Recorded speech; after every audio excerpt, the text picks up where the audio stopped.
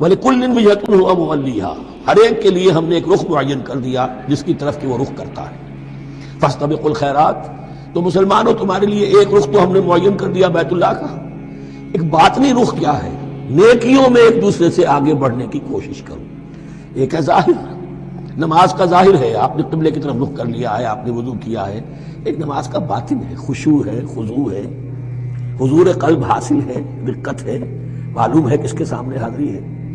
اسی طریقے سے قبلہ ایک تو یہ ہے جو کہ کعبہ ہے، بیت اللہ ہے، ایک یہ فاستبقوا الخیرات، تم ہر نیکی کے اندر ایک دوسرے سے آگے بڑھنے کی کوشش کرو۔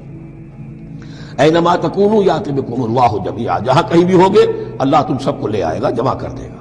ان اللہ علی کل شیء قدیر، یقیناً اللہ تعالیٰ ہر چیز پر قادر ہے۔ ومن حیث خرجت فول وجهک شطر المسجد الحرام، اور جدھر سے بھی آپ کا نکلنا ہو، کہیں سفر کریں، کہیں بھی جائیں، تو آپ اپنا رخ پھیر دیجئے مسجد حرام کی طرف۔ وانہ للحق من ربک، اور یہ یقیناً حق ہے آپ کے رب کی طرف سے۔ وما اللہ بغافل عما تعملون، اور اللہ غافل نہیں اس سے کہ جو تم کر رہے ہو۔ یہاں بظاہر جو ہے کلام حضور سے ہے، اصل میں مسلمانوں سے خطاب ہے بواسطہ محمد صلی اللہ علیہ وسلم۔